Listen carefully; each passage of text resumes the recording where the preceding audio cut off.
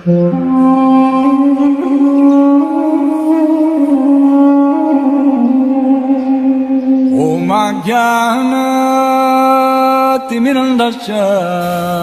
I am stressing. तो कुछ लोग, ये भगवद गीता के 9th अध्याय का 25वां श्लोक है, लेकिन कुछ लोग तर्क करते हैं कि आपको जिस भी रूप में अच्छा लगे आप उस रूप में भगवान की पूजा कर सकते हैं, और भगवान के उस रूप की पूजा करके आप जीवन की पूर्णता को प्राप्त कर सकते हैं। कुछ लोग ऐसा कहते हैं, लेकिन प्रभुपाद कहते हैं कि ये मायावादी सिद्धांत है। मायावादी ऐसा कहते हैं कि भगवान के किसी भी रूप की पूजा कर लो, आपको जीवन की पूर्णता की प्राप्ति हो जाएगी। और स्वयं भगवान श्री कृष्ण ही खंडन कर रहे हैं इस सिद्धांत का।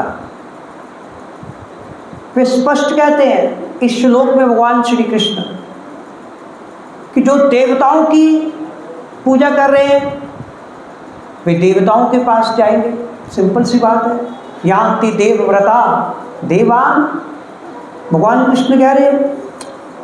और उसके पश्चात अगली लाइन में भगवान श्री कृष्ण कह रहे हैं पितृन यान्ति पितृव्रता, और जो अपने पितरों की पूजा करते हैं, अपने पितरों की उपासना करते हैं, भगवान श्री कृष्ण कहते हैं उनका भी एक अलग स्थान है पितरों का।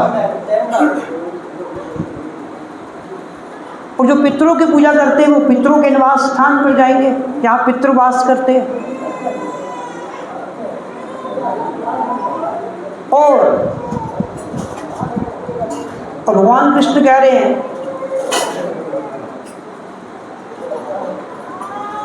भूतानि यान्ति भूतेच्छ, जो इस पृथ्वी पर रहने वाले भूत प्रेतों की पूजा करते हैं, भगवान कृष्ण कहते हैं, भगवान कहते हैं वो उनके पास जाएंगे, उनके धाम जाएंगे जहां भूत प्रेत रहते हैं। किंतु श्री कृष्ण कहते हैं यान्ति मद्याजिनो अपि माम, यान्ति मद्याजिनो अपि माम, मद्याजिनो में माम, जो मेरी पूजा करते हैं। भगवान श्री कृष्ण कहते हैं जो मेरी पूजा करते हैं, जो मेरी आराधना करते हैं, वे निश्चित ही मेरे पास आएंगे, कहीं और नहीं जाएंगे। तो ये बहुत ही स्पष्ट है इस श्लोक से। मान लो आपने कनाडा जाना है, आपने कनाडा की टिकट ली है, तो क्या आप अमेरिका पहुंच सकते हैं? Question doesn't rise. अमेरिका की बात तो छोड़ो, अगर आपने दिल्ली की टिकट ली है, आप बॉम्बे कैसे जा सकते हैं? कंडक्टर लेके नहीं जाएगा आपको, ट्रेन वाला आपको लेके नहीं जाएगा अगर आपके पास टिकट सिर्फ दिल्ली तक की या कनाडा तक की, अमेरिका तो आ गए हैं। तो इसी प्रकार भगवान श्री कृष्ण कह रहे हैं कि यदि आप देवताओं की पूजा करेंगे तो देवताओं के पास जाएंगे, और किंतु यदि आप उस ग्रह पर जाना चाहते हैं जहां भगवान श्री कृष्ण निवास करते हैं, और जिसे कृष्ण लोक या गोलोक वृंदावन धाम कहा जाता है, तो उसके लिए आपको केवल भगवान श्री कृष्ण की आराधना करनी होगी, और इसमें कुछ गलत नहीं है। और एक प्रश्न हो रहा है कि भगवान श्री कृष्ण के धाम और अन्य स्थानों पर जाने में क्या अंतर है? तो यहाँ पर अन्य स्थानों की बात भी हुई है, पितरों का स्थान, पितरों का निवास स्थान जहाँ पितर रहते हैं, भूत प्रेतों का निवास स्थान, देवताओं का निवास स्थान। तो यहाँ पर एक प्रश्न है कि भगवान कृष्ण के धाम जाने और अन्य स्थानों पर जाने में क्या अंतर है? तो इसका वर्णन भगवान श्री कृष्ण श्रीमद् भगवद गीता के 15th अध्याय के 6वें श्लोक में भगवान श्री कृष्ण बता रहे हैं यद गत्वा न निवर्तन्ते तद धाम परमम मम। यद गत्वा न निवर्तन्ते तद धाम परमम मम। भगवान श्री कृष्ण कह रहे हैं, भगवान कहते धाम वही है, अर्थात परम धाम वही है जहाँ पहुंचकर कोई इस भौतिक जगत में दोबारा वापस नहीं आता। वही धाम तो उसे कहते हैं। यही अंतर है बाकी के स्थानों में और भगवान के धाम में, यही अंतर है। यद गत्वा न निवर्तन्ते तद धाम परमम मम। वही धाम परम धाम है जहाँ पहुंचकर कभी इस भौतिक स्थान पर वापस न लौटना पड़े। ना निवर्तन्ते का अर्थ है वापस न लौटना, कभी वापस न लौटना। और इस भौतिक जगत में आप 14 लोकों में किसी भी लोक में चले जाओ, चंद्र लोक में चले जाओ, सूर्य लोक में चले जाए, स्वर्ग लोक में चले जाओ, और जैसे ही आपके पुण्य कर्म क्षीण हो जाएंगे तो आपको वापस लौटना पड़ेगा इस धरती पर। लेकिन भगवान श्री कृष्ण का धाम ऐसा धाम है जहां पर व्यक्ति एक बार पहुंच जाता है उसे कभी भी वापस नहीं लौटना पड़ता। इसीलिए अगर हम भगवान के धाम नहीं पहुंच पाते तो हम कभी ऊपर जा रहे हैं, हो सकता है हम स्वर्ग लोक चले जाएं, चंद्र लोक चले जाएं, जब ब्रह्म लोक चले जाएं। लेकिन क्या होता है, जब हमारे पुण्य कर्म क्षीण हो जाते हैं हम फिर नीचे आ रहे हैं। और कभी हमें सूअर का शरीर मिल रहा है, कभी हमें कुत्ते का शरीर मिल रहा है, तो कभी मनुष्य का और कभी देवता का। और ये शरीरों का जो परिवर्तन है इसी को क्या कहते हैं, जन्म मृत्यु का चक्र है। हमारी आत्मा का एक शरीर से दूसरे शरीर में प्रवेश करना इसी को कहते हैं जन्म मृत्यु। हमारी आत्मा को शरीर वांछनीय नहीं है। Our spirit soul never requires any body. लेकिन हम लोग अभी कुछ ऐसा किया ही नहीं जिसके कारण हमें कभी ऊपर कभी नीचे, कभी कुत्ते की योनि में, कभी मनुष्य की, कभी देवता की योनि में। इसलिए ये जो ऊपर आना फिर नीचे जाना, ये ऊपर आना जाना बहुत ज़रूरी है कि बंद किया जाना चाहिए। और जो बुद्धिमान व्यक्ति है वो अवश्य इस ऊपर आने जाने को बंद करने का प्रयास करता है। जो मूर्ख व्यक्ति है वो सोचता ही नहीं है कि क्यों मैं जन्म हो रहा है, उनके सामने कितनी मृत्यु हो रही है, कितने जन्म हो रहे हैं। वो कभी नहीं सोचता कि ये आना जाना, आवागमन कैसे बंद किया जा सकता है। इसीलिए भगवान ने यहाँ पे बात की है कि हमें भगवान के धाम जाने का प्रयास करना चाहिए, क्योंकि वहाँ से पुनः कोई वापस नहीं आता। अगर एक बार हम भगवान के धाम चले जाते हैं फिर हमें वहाँ से कभी भी वापस नहीं आना पड़ता। तो वो धाम कौन सा है? वह है गोलोक वृंदावन धाम। इसीलिए भगवान श्री कृष्ण कहते हैं यान्ति मद्याचिनो अपि माम। जिस प्रकार लोग अन्य स्थानों पर जाते हैं, भगवान कृष्ण कह रहे हैं जो भक्त हैं वे मेरे पास ही वापस आएंगे।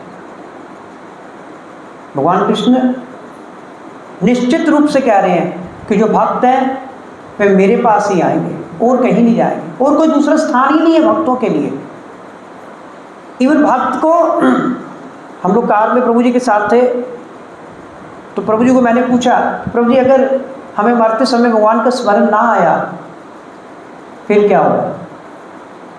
कहते जो भक्त है ना, अगर उसको डेड शरीर से उसकी आत्मा निकलने के समय भगवान का स्मरण नहीं भी आता तो कहते जब उसकी आत्मा शरीर से निकल जाती है, उसका जो सूक्ष्म शरीर है ना, फिर भगवान उसको मौका देते हैं कि उसका सूक्ष्म शरीर बोलता है हरे कृष्णा कृष्णा कृष्णा हरे हरे, हरे राम राम राम हरे हरे।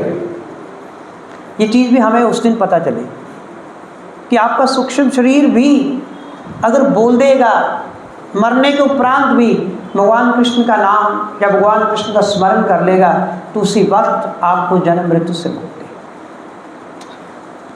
तो भगवान श्री कृष्ण यही कह रहे हैं, माम उपेत्य पुनर्जन्म दुखाल्यम अशाश्वतम ना पुनवन्ति। भगवान श्री कृष्ण कह रहे हैं कि जो मुझे प्राप्त कर लेते हैं, मेरे धाम को प्राप्त कर लेते हैं, उन्हें पुनः दुखों वाले इस संसार में कभी आना नहीं पड़ता। और सबसे इम्पोर्टेंट चीज, मृत्यु के समय हमारी जो मानसिक दशा होती है ना, तभी तो गीता में श्लोक आता है, यम यम वापि स्मरण भावम त्यजतन्ते कलेवरम तम तम एवेति कौन्ते सदा तद भाव भाविता। कि शरीर त्यागते समय हमारी मन की जो दशा होती है ना, वो डिसाइड करती है कि हमारा अगला शरीर कैसा होगा। बस कि जो हम मरते समय जो हमारे विचार आ रहे हैं, दे विल डिसाइड हमें अगली जो बॉडी है वो कौन सी मिलेगी। तो इसीलिए हमें सतत भगवान श्री कृष्ण का कीर्तन करना चाहिए।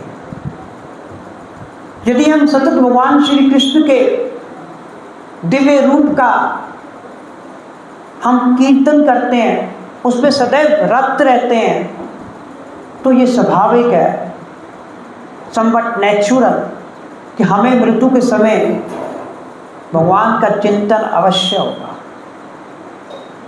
और तब हम एक स्पिरिचुअल बॉडी, आध्यात्मिक शरीर को प्राप्त करेंगे, जिसके माध्यम से हम भगवान के धाम जो है वो लौट जाएंगे।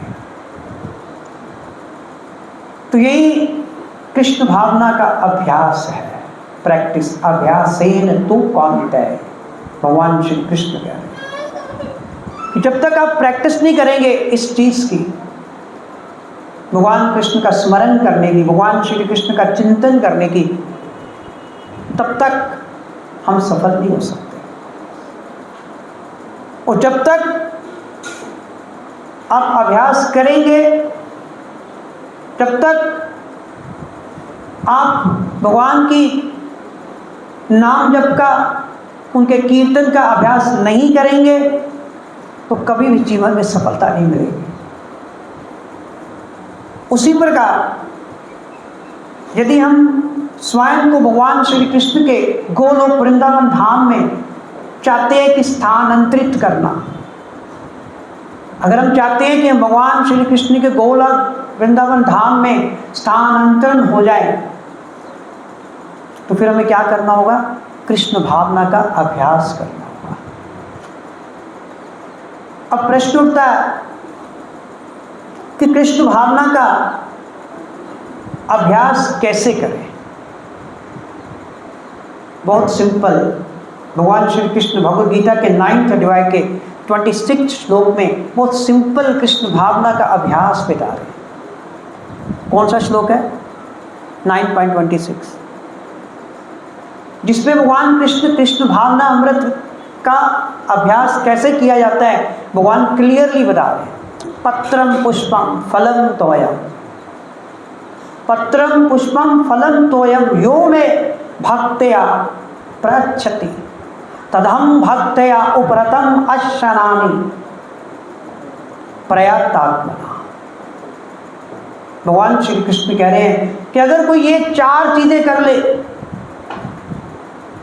तो भगवान कहते हैं कि उसको अवश्य मेरे धाम की प्राप्ति होगी। पत्रम पुष्पम फलम तोयम यो में भक्त्या प्रच्छति तदहम भक्त्या उपरतम अश्नामि प्रयत आत्मना।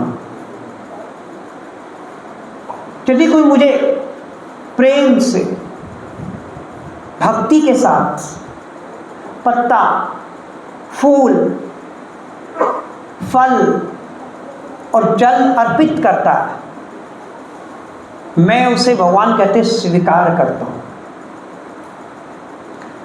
तो इस श्लोक के माध्यम से एक बात सबसे ज़रूरी है कि हमें भगवान श्री कृष्ण से फ्रेंडशिप करनी है। अगर हम किसी के साथ संबंध जोड़ना चाहते हैं, मान लो एक बहुत बड़ा व्यक्ति है, मान लो नरेंद्र मोदी जी है, अगर हम उनके साथ संबंध कायम करना चाहते हैं तो सबसे पहले क्या करना होगा, हमें उनसे अपनी मित्रता कायम करनी होगी। मित्रता पूर्ण प्रेम पूर्वक उनसे संबंध बनाना होगा, तभी फिर हम उनके निकट जा सकते हैं। तो इसी प्रकार यदि हम स्वयं को भगवान के धाम स्थानांतरित करना चाहते हैं तो हमें क्या करना होगा, भगवान के साथ संबंध बनाना होगा। संबंधी ही हमारे घर में रह सकते हैं, कोई बाहर का व्यक्ति तो रह ही नहीं सकता।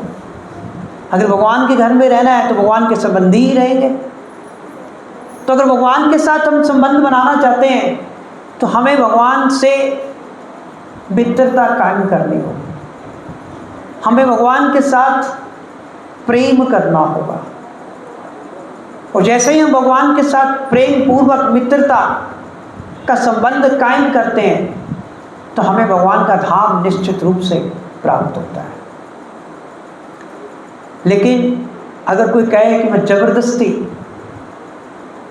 फोर्सफुली भगवान को अपने वश में कर लूँगा तो ये पॉसिबल नहीं है। भगवान को कभी भी बिना प्रेम के हम वश में नहीं कर सकते। अगर भगवान को वश में करना है तो केवल प्रेममय भक्ति के द्वारा भगवान को वश में किया जा सकता है। और कोई कैसे समझ सकता है कि दूसरा व्यक्ति उससे प्रेम करता है?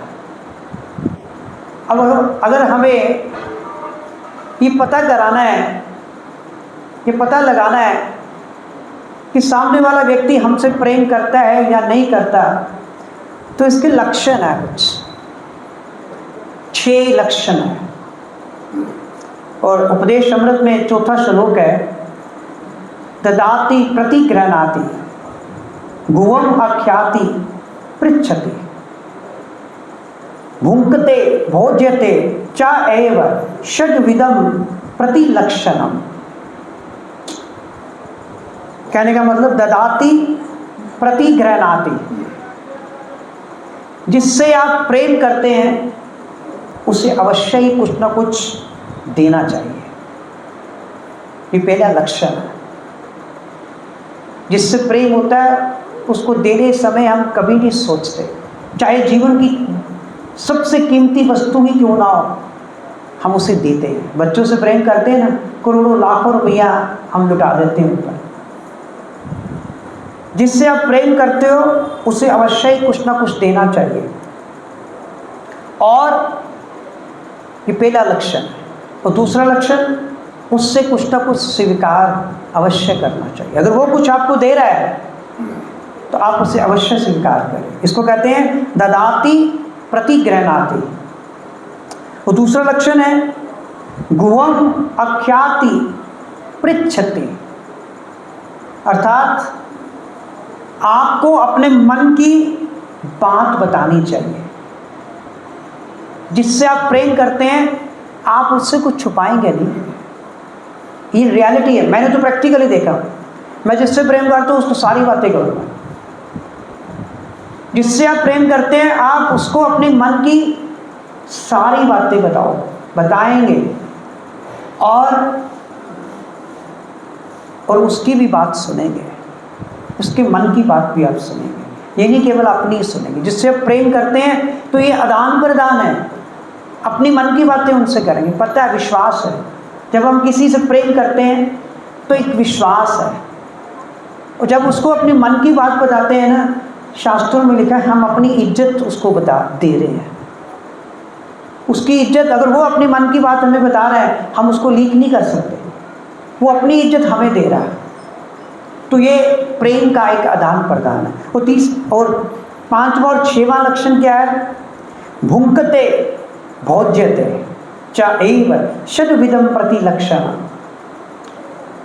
भुंक्ते भोज्यते, कि आपको अवश्य ही जिससे आप प्रेम करते हैं उसको अपने घर बुला के कुछ ना कुछ लंच, डिनर, ब्रेकफास्ट ज़रूर खिलाना चाहिए। और जब कभी 6वां लक्षण वो आपको अपने घर में खाने के लिए बुलाएं, आप मना मत कीजिए, आप अवश्य जाएं।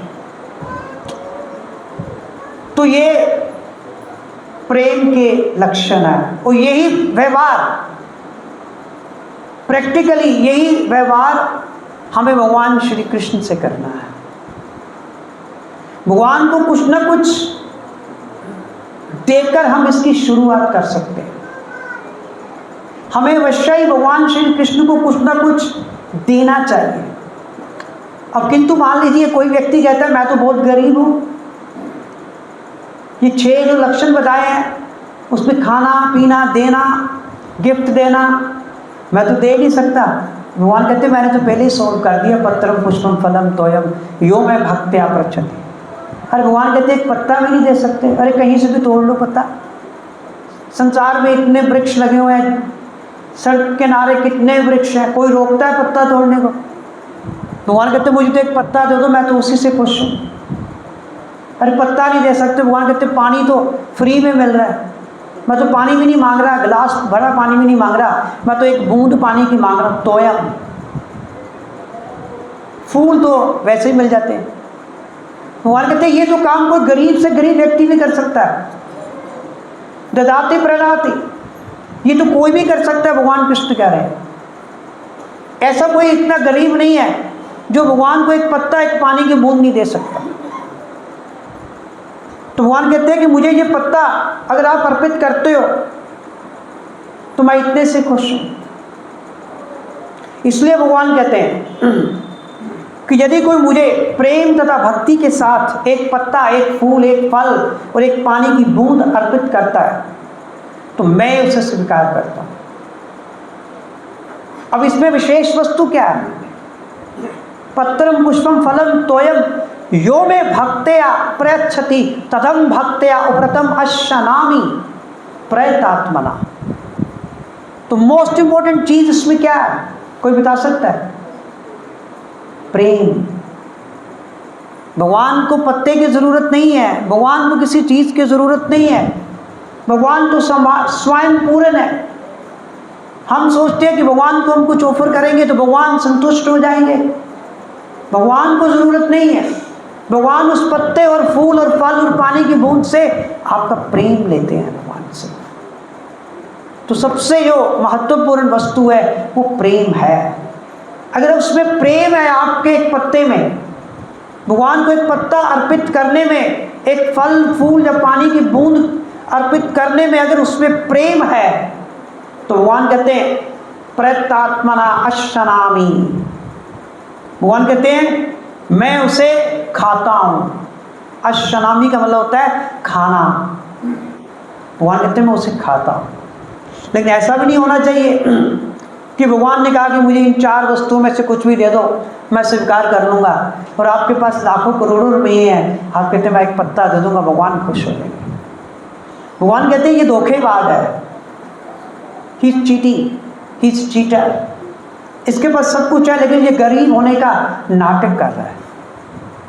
ये व्यवस्था तो भगवान ने गरीब व्यक्ति के लिए दी है कि चलो आप कुछ नहीं कर सकते, प्रेम का आदान प्रदान करने के लिए आप एक पत्ता ही मुझे दान कर दो, अर्पित कर दो। और भगवान स्वीकार करते हैं भक्ति भरा आपका प्रेम, भक्ति भरा आपका प्रेम भगवान स्वीकार करते हैं। इसलिए इस श्लोक में भगवान श्री कृष्ण कह रहे हैं कि कैसे आप अपना प्रेम उन्हें अर्पित कर सकते हैं। मेथड बता रहे हैं कि भगवान को अपना प्रेम अर्पित करने का तरीका 4 आसान तरीके बता दिए। अगर आपके पास कुछ नहीं है तो इसी से आप अपना प्रेम जो है भगवान को अर्पित कर सकते हैं। पत्रम पुष्पम फलम तोयम यो में भक्त्या प्रयच्छति। और यदि भगवान आपकी यदि भगवान आपकी दी हुई इन वस्तुओं को स्वीकार करते हैं और खाते हैं, तो आपको इससे अधिक और क्या चाहिए? क्या चाहिए कुछ और? अगर आप भगवान को कुछ अर्पित करें और भगवान उसे स्वीकार करें और खा लें, इससे दुख और इससे अधिक और क्या चाहिए? तभी तो गीता में भगवान श्री कृष्ण कह रहे हैं 6.22 में, यम लब्ध्वा चापरम लाभम मन्यते ना अधिकम तत्तः। कितने अगर भगवान आपकी दी हुई वस्तु को स्वीकार कर रहे हैं तो इससे अधिक लाभ ही नहीं है एक भक्त के लिए। इससे बड़ा कोई लाभ नहीं है कि भगवान ने आपकी दी हुई वस्तु को स्वीकार कर लिया। इससे ऊपर कोई लाभ ही नहीं है। और भक्त को फिर इससे ऊपर कुछ चाहिए ही नहीं कि भगवान ने उसकी दी हुई वस्तु को स्वीकार कर लिया। ये प्रेम है, यही कृष्ण भावना अमृत है। और जब हमें ये पूर्ण विश्वास हो जाता है कि अब भगवान हमारे मित्र बन चुके, अब भगवान हमारे संरक्षक है, हम पूरी तरह भगवान के शेल्टर में हैं, तो आप अंदाज़ा लगाइए कि आप कितने सुखी हो जाएंगे। जरा अंदाज़ा लगाइए कि अगर आपको ये विश्वास हो जाए कि भगवान कृष्ण आपके मित्र है, आपको विश्वास नहीं है, भगवान तो सूर्यदम सर्वभूतानां ज्ञात्वा माम शांतिम रिच्छति।